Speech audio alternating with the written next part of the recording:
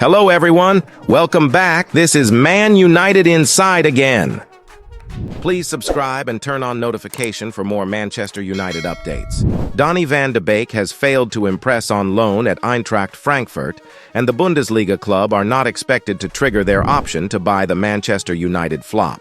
Manchester United's Donny van de Beek is set to return to Old Trafford this summer after a disappointing loan spell at Eintracht Frankfurt. The Dutch midfielder, who was hoping to revive his career in Germany, has struggled to impress and has been left on the bench 3 times already. Frankfurt had an option to buy Van de Beek for $12.5 million plus add-ons, but they currently have no plans to do so. Despite playing 302 minutes of football in both attacking and central midfield positions, Van de Beek has failed to win over Frankfurt boss Dino Topmøller with his performances. After years on the bench at Man UTD and Everton, the 26-year-old is barely able to keep up with the intensity of the Bundesliga. His lack of rhythm is noticeable in every game. He is like a foreign body, timid and hesitant, and error-prone to boot. It will be tough for Van de Beek in the coming weeks, although head coach Dino Topmøller has not yet fully given up on him. Nevertheless, the question has to be asked: why did Eintracht Frankfurt sign him in the first place? In total, Van de Beek has 4 starts and 2 substitute appearances. Frankfurt clearly don't see him as a player capable of making an impact. The Dutch international only has 1 more year left on his contract with United when this season ends, and it's clear he doesn't have a future at Old Trafford.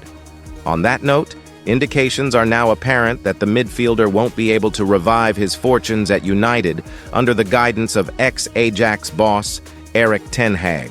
The Manchester United bosses bought the player for 34 million back in 2020 after he shone under their current manager in Amsterdam, a time when he helped Ajax reach the Champions League semi-finals in 2019. Van de Beek talked to the press in November before his trip on loan. He said, "I need to start playing games very soon. If not at Man United, then at another club. I think I have to be ambitious." Real Sociedad, Lorient, and Galatasaray were also interested in him in the winter. Meanwhile, Erik ten Hag explains why Manchester United have a bright future and are going in the right direction. Erik ten Hag reiterated Manchester United are going in the right direction when they have a full squad to choose from. And the absence of Omari Forson is the 48th separate case of an injury or illness causing a player to miss a game. Ten Hag guided United to their first trophy in almost 6 years with the League Cup last season, as the team finished 3rd in the Premier League table and reached the FA Cup final.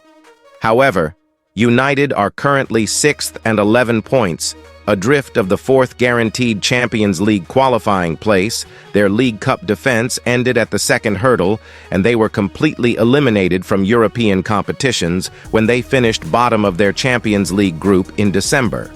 United have lost 16 games already this season, 11 in the league. But Ten Hag has a decent win percentage of 60%, which is better than Jurgen Klopp and Mikel Arteta's win percentage after 100 games in charge of Liverpool and Arsenal. The project is going in the right direction when we have the players available, Ten Hag stressed. Top football is about winning games, and we're working. Keep working on better performances. We want to play to maximum levels, and we will have to do it with the players available who are good players. In key positions, you miss players who have a very high impact on the way we want to play. We want to be successful. We need to be successful. But sometimes seasons are going like we are now, but we don't accept that. We will fight. We have had problems and still have problems with the squad injury-wise. When you compare it with other managers, other teams in a building stage, or previous managers in this big club, then you can see there is a bright future. Ten Hag is adamant. No club could cope with the injury crises United have had to contend with. No team can deal with this, with so many injuries. Again, Kobbie Mainoo is in line for a treble-your-money pay rise, less than a year after he signed a new deal. Manchester United plan to tear up the deal he signed earlier this season and hand him a $60,000 a week contract. Mainoo, 18, is already tied down until 2027, with United having the option of a further year beyond that. His pay rocketed to a weekly $20,000 when his first team appearances hit double figures a couple of months ago, as part of an agreement rewarding his rocket rise. But United have already made up their minds about the teenager who has been the shining light in a disappointing season, and talks opened earlier this month about fresh terms that would see the young midfielder put out of bounds until June 2030. United insiders insist the serious money will kick in over the lifetime of the new contract, but a deal which to treble his current pay will be sanctioned and signed off at the end of the season. Mainu has only recently been promoted to the Red Devils' senior dressing room. For much of the campaign, the rising star still showered and changed with the under-21s. High-profile exits for the likes of Jadon Sancho, Donny van de Beek, and Facundo Pellistri helped to open up a spot. Mainu was handed his senior Man UTD debut in a cup tie against Charlton in January 2023. Since recovering from an ankle injury, he has become a regular this season. The England youth international has now made 22 senior appearances for United.